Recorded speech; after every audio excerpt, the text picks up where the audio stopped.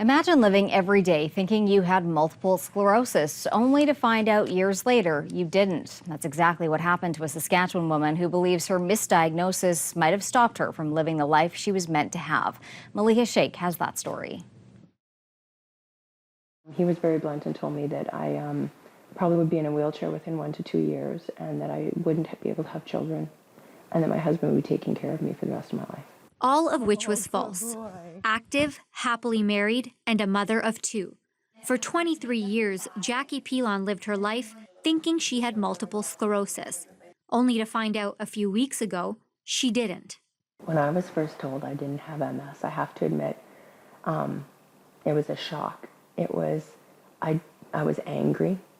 I was frustrated. I think it has to do with a lot of stages of grief. Grieving the fact that she didn't live life the way she would have if she had been properly diagnosed. I wanted to become a physical therapist, and because of the physical nature of that job, I decided against pursuing that. We have an estimated 3,500 people living with a diagnosis of MS in Saskatchewan, which is one of the highest rates per capita in the country. And yet Saskatchewan still doesn't have a neurologist specializing in MS. But if it did, would it have made a difference? I think if I might have had different neurological care, they might have identified this sooner. The fact that we don't have a specialist neurologist who focuses their practice on MS is probably due to a multitude of factors. The academic programs being unable to entice somebody to come in with that sort of expertise. It can't be confirmed a lack of care led to Pilon's misdiagnosis because misdiagnoses are not unheard of.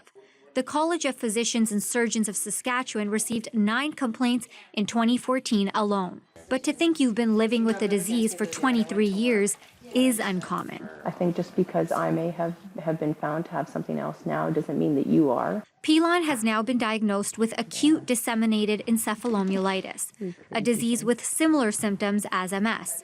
But in her case, with less severe effects. Pilon isn't looking to give anyone false hope, but she is sharing advice. I'm a big believer in no matter what it is, you should be proactive about your own health. Because you never know what you might find, or rather, not find. Maleeha Sheikh, CTV News, Saskatoon.